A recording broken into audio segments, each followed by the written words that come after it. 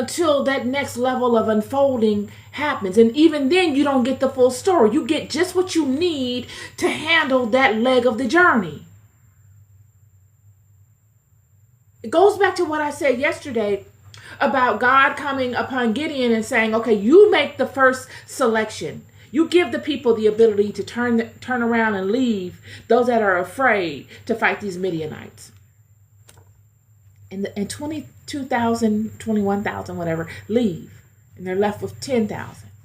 And God says, okay, now I'm going to make this selection. Because all of these people are not what they say they are. They're not being honest with you or with themselves. I need to eradicate all of the fear. And the only way that I do that is by testing a thing. And my tests, they are tests in ways that the enemy can't impose himself in. Because we got a number of variables going on. We got a number of enemies at hand. We got the supernatural enemies that are in the invisible, puppeteering all of this on the, not all of this, but puppeteering things with their minions. And then we got the minions thinking that they're in control. Systems inside of systems. Then we got God controlling all of it. Then we have the children of God moving off of the direction of God. Everybody is doing their own thing, leading to a larger situation. Yet everybody thinks they're doing it on their own.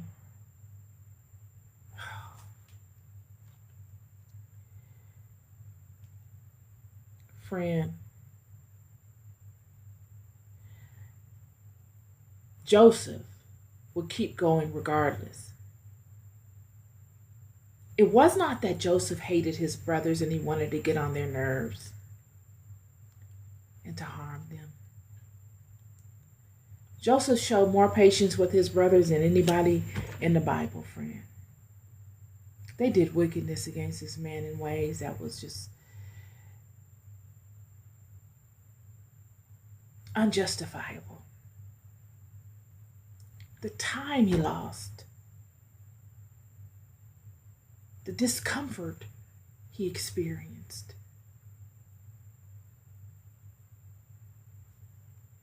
You just can't. How do you compensate someone for that? How do you even apologize to someone for that? You never hear his brothers apologizing because I'm sure they probably didn't even know how. How can I apologize for doing something as deviously wicked as that? Wishing that on somebody. All because you can't handle your stuff. You can't handle the truth of yourself and the decisions you decided to make in your life. And because God will send an avatar amongst you to hold you to your decisions, you would do anything to avoid being held to the results of your own decisions. You want to bask in the goodness of the years of all of the wickedness you've done. You want only the goodness.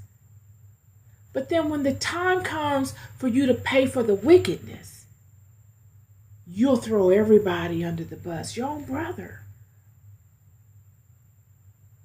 You'll see the pain in your own father's face because you can't deal with you. The audacity of you. The audacity. And Joseph would get to a place where he would, as most people do when they are moving in alignment with God, he wouldn't hold it against them. How could he do that? Because he saw it already. He was reassured at every new leg of the journey Oh, wow, I remember seeing this. I saw this in a dream too. Okay, this is bigger than my brothers. My brothers don't have any power. God is using my brothers. I'm being used for a larger purpose. There is meaning to this experience, adding purpose to my life. Thus, changing what Joseph could have felt as resentment and as anger and frustration to fascination, intrigue, forcing him deeper in his reliance upon God. He sees potential for something monumental, making life worth living.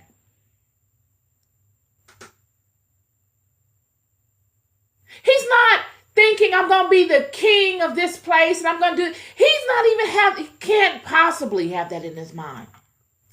Probably doesn't even want anywhere near that level of responsibility. He's a dreamer. He's a lost in the clouds. I want to kick back and relax and be off to myself kind of person. He does not need the attention. But because he's connected to purpose, he can sacrifice his wants and his desires to set into any role God decides for him. And he will do it with a happy face because he knows he's connected to purpose. He doesn't see it as an inconvenience. He doesn't feel like, oh, these people, I'm going to go get them back because they did this and I'm going to get this. It's not about them. But they think it's about them because they've gone no further than the good old days when they were back in Jacob's house being petty and wicked. They've gone no further. And they won't go any further. It was not Joseph's job to stop the flow of spiritual water in his life, to make his brothers feel comfortable. In fact, it would be against everything that God was looking to do in Joseph's life if Joseph would have allowed that. It was for Joseph to stand in the midst of his brothers and bless them with the information that he had for them, whether they wanted to receive it or not.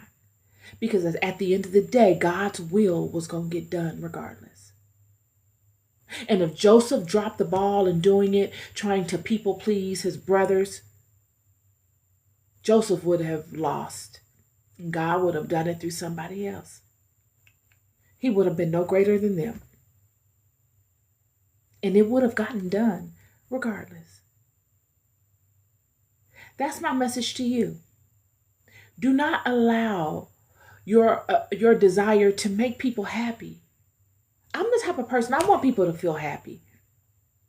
I can relate to so many people's situations.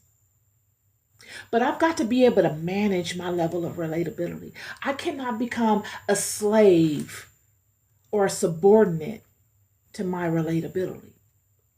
I've got to always be the leader with the ability to relate. But I've got to lead regardless.